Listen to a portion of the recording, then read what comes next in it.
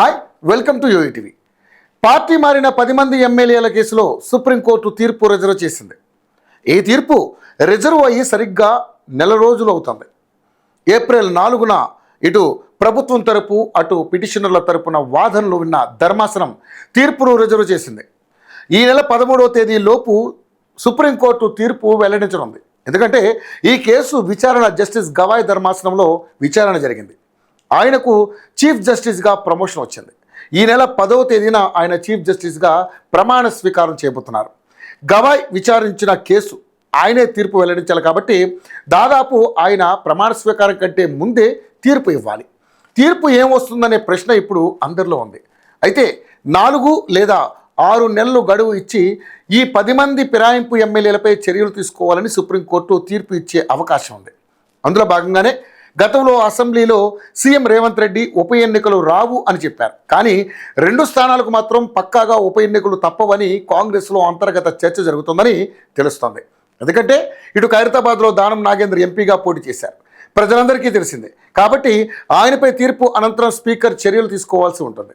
Master minds commerce చదవాలనుకునే 10th inter విద్యార్థుల తొలి ఎంపిక. ఇక మరొక నియోజకవర్గం స్టేషన్ గన్పూర్లో కూడా ఉప ఎన్నిక వచ్చే అవకాశం ఉంది. ఎందుకంటే కడియం శ్రీహరి కూతురు ఎంపీగా పోటీ చేసింది.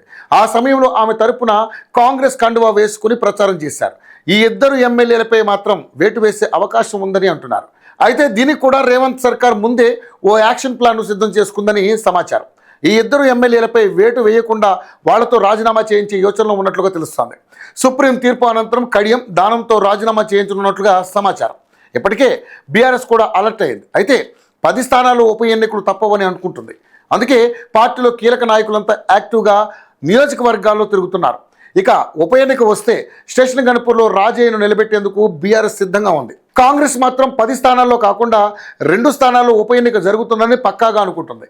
అందుకు తగిన ఏర్పాట్లను కూడా చేసుకుంటుంది. అందుకే సుప్రీంకోర్టులో ఫిరాయింపుల కేసు విచారణ జరుగుతున్నప్పటి నుంచి కూడా ఈ 10 మంది ఎమ్మెల్యేలతో అంటిముట్టినట్లుగా ఉంటుంది.